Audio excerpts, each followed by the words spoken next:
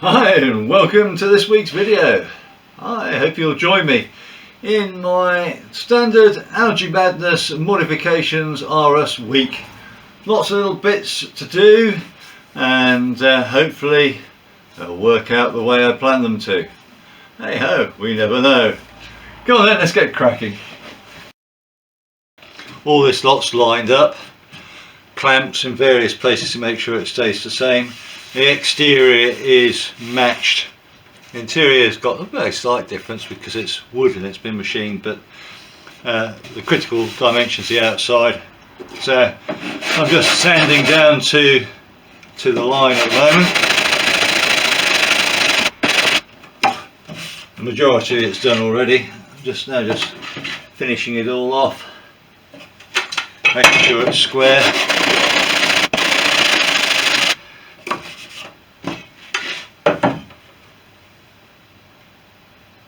That's it, that'll lay there. So that's squared and rounded.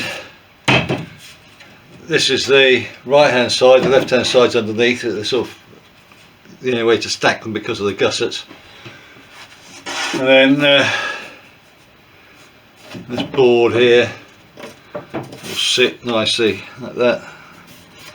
Nice little joint, and then yeah, we're getting there. So now that this is rounded, my next task is actually to put the starboard side onto the board, lock it in place, and then we'll do some measurements and checks to see where the undercarriage mounts exactly need to be, and mark those on so we can do some other modifications before we start putting the two sides together. Okay, so this is print 4, and it shows here when you're sort of setting up the jig for building the undercarriage that the two U channels should be 10 inches apart. So 10 inches front to rear. Now let's have a look at the other drawing. So this is drawing 3V, so for the VW Youngster V variant. I looked at this upper fuselage drawing, and the undercarriage mounts must be completely in the wrong place.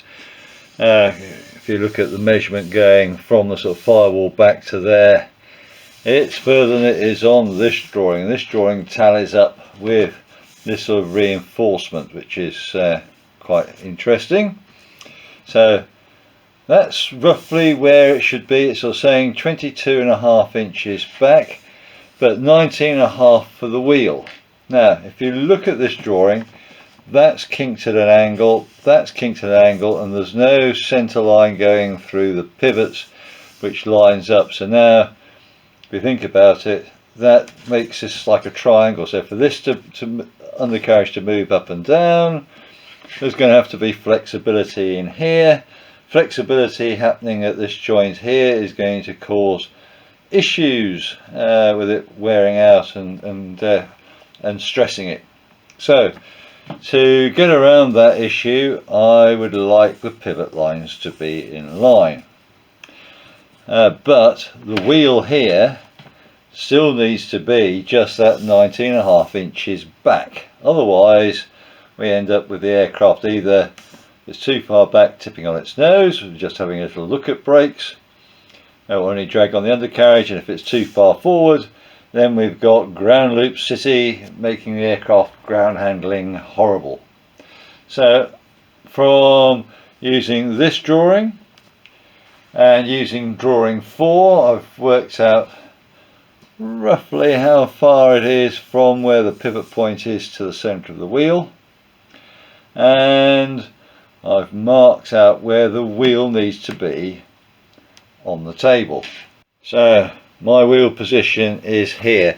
What I've done is I've drawn a line from where the original firewall should be back that 19.5 inches as per the drawing. I've worked out that The wheel would be centered between those 2 points, depending on which drawing you go by, and scaling it accordingly. It could be that one or it could be that one. So about there is where the wheel hub or axle would be.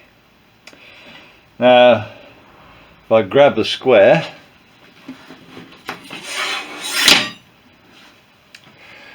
and I put that so that it's on, excuse me while I try to jiggle everything with one hand. If I stick that so it's onto that axle section, and so that it is the equal on the bottom here, so there's our this is where the center of the U channel could be, there and there. So a bolt going up through here. Now it's not going to go through the longeron. I've had an email discussion with Dave Hurtner, and I said I didn't like the idea of drilling a great big hole and bushing it and things like that through the longeron, making it weak. And he sort of said, well, you know, put some something on the some blocking on the side to help build it up. It's not shown on the plans, but my plan is, my view on life is that I'm going to put blocking on the edge of here to cover the 2 spots. I don't want it to suddenly stop, so it'll be tapered either side, and that will build up. I'm going to use 3/4, so it'll be built up here and the holes will go through, and I'm going to mate that to the longeron with a plywood gusset across the top. So obviously there's a curve in here going around, so what I've done is I've shaved a little bit off the side of here. I'll finish that off once it's bonded to make sure that that follows the contour, but on this side here there's going to be a slight step. So what I'll do is I'll put a small filling piece in there and bond it in, and then I will use the edge router just to make sure this matches the top of here perfectly, or I'll sand it to make sure it matches, probably sand it actually, to make sure it matches the top of that perfectly before I bond in the ply section going across there. So here gives you an idea of roughly what the joint will look like. The lower long section, front and rear. This taper section here, I've just got to get that just to finish off to make sure it matches the diagonal there, with an 1/8 inch gap there for the plywood to go through, but that will be supporting just the end of this block here, but over the ply, so it really makes it quite a strong joint. It's not as nice as it is on this side, but this side's where most of the impact will take place, because it's where the sort of front leg section is. So here's my forward pivot mounting for the torque tube. This is just laminated up out of 1/4 inch thick aircraft ply to make it up to 3/4 inch width. You see lots of laminations, and then 1/16 ply either side, so that it should fit nicely on there, bearing in mind that that's replacing this beastie, which would have glued on, which would have been screwed onto the front face of the cross member, something akin to that. It's pretty much the same sort of dimensions, and the center of that hole will be there. So what I'm going to do now is I'm just going to counterball this down with a 15mm brad bit to allow enough room for the nut and that to fit, and then I'll bore right the way through with a 10mm out the other side for my little piece of tube to go around the 8mm pivot. Now that I've got that bored through, 10mm all the way through, 15mm there, so you can sort of see that will sit nicely in there. I'm just going to make sure everything is centered up, and I'll drill the 4 holes.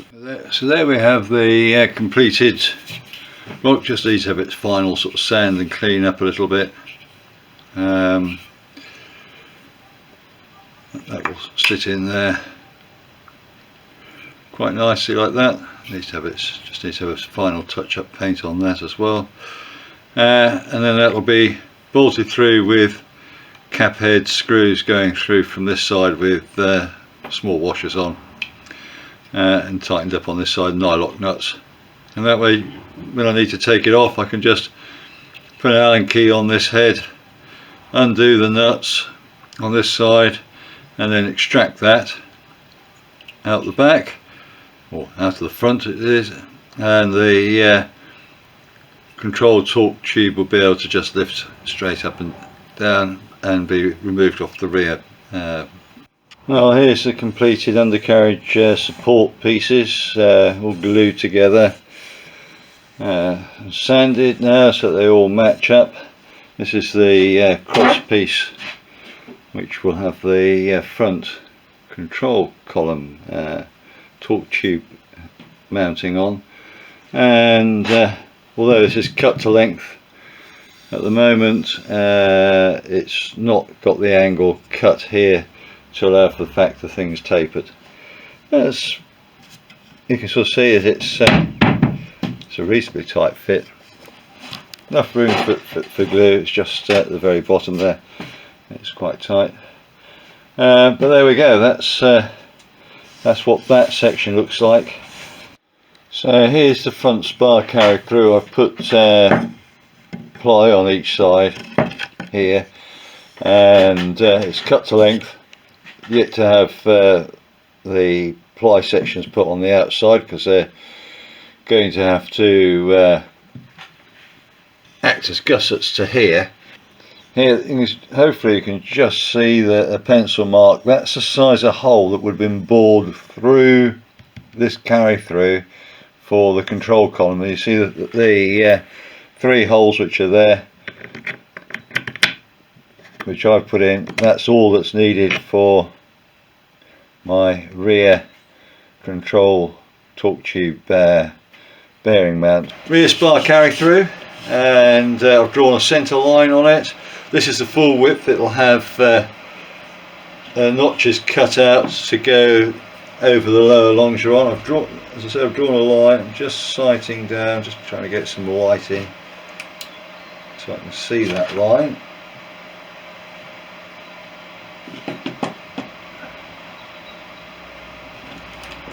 According to the drawing, it would have a wooden block in the U channel, and that would be flush with the top. So just going to mark this.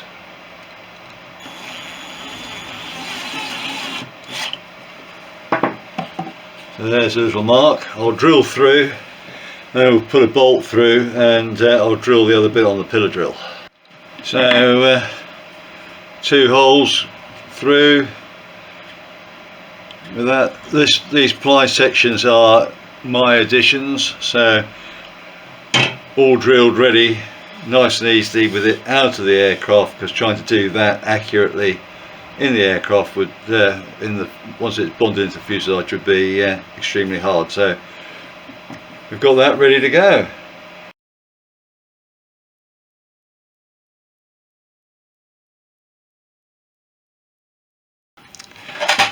Okay, let's see if I can explain what the stills are all about. I've been making this component here.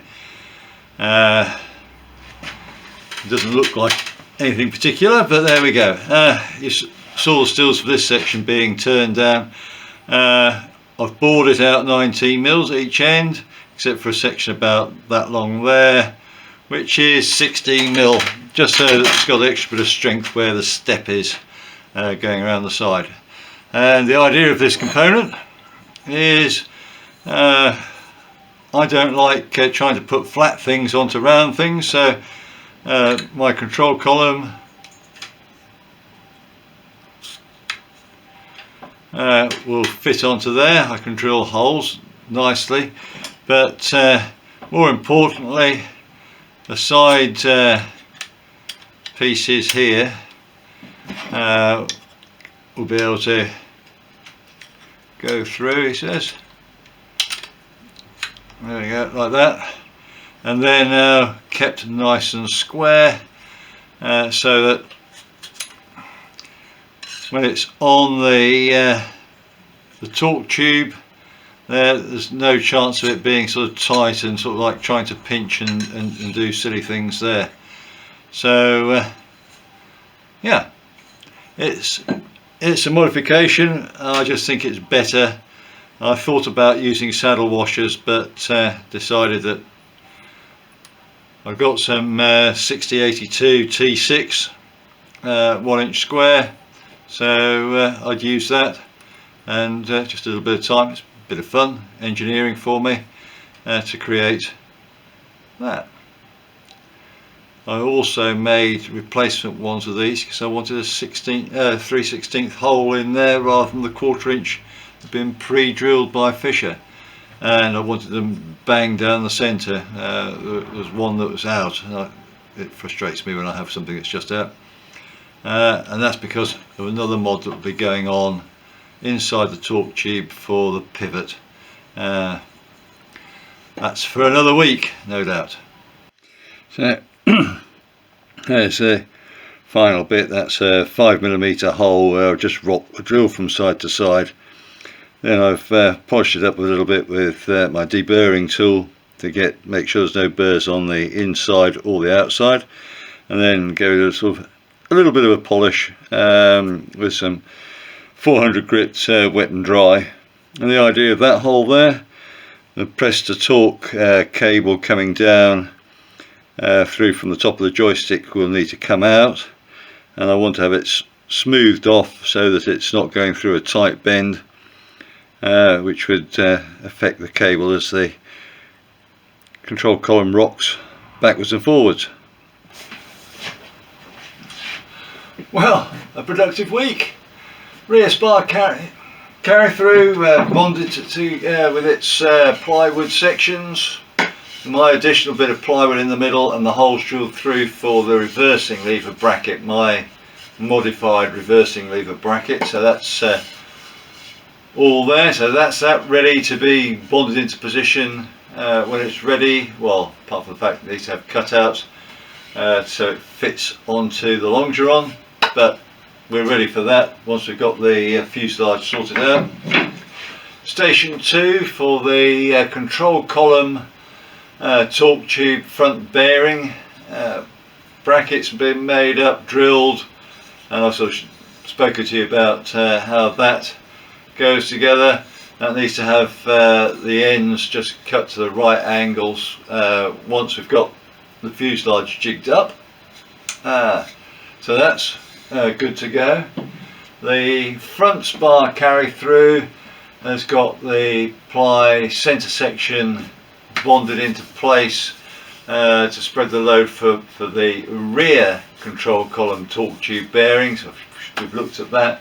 For the moment it's drying up or curing with the end plywood sections being put on so they can be cut just for the front face, so it'll help me clamp that into place when it comes to joining the fuselage sides together.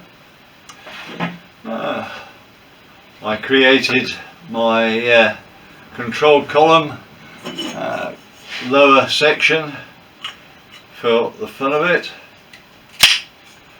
and I've cut the main control column down to length, so that's ready to go. I need to drill that for riveting. I'm not doing that just yet, and really I say that's it, but a lot of hours have gone into it, and the supports for the undercarriage I think was probably the most complex part to date, apart from that little beastie. It's a modification, but hopefully that will mean that we're not losing any strength when we're putting bolts through to hold those pieces in there. Didn't like the idea of bolting through the longerons itself, so hopefully that's beside, or at least if it's into longerons we've got meat on either side to help spread that load. So join me next week and we'll see what madness I get up to then. So bye now. Thank you for watching.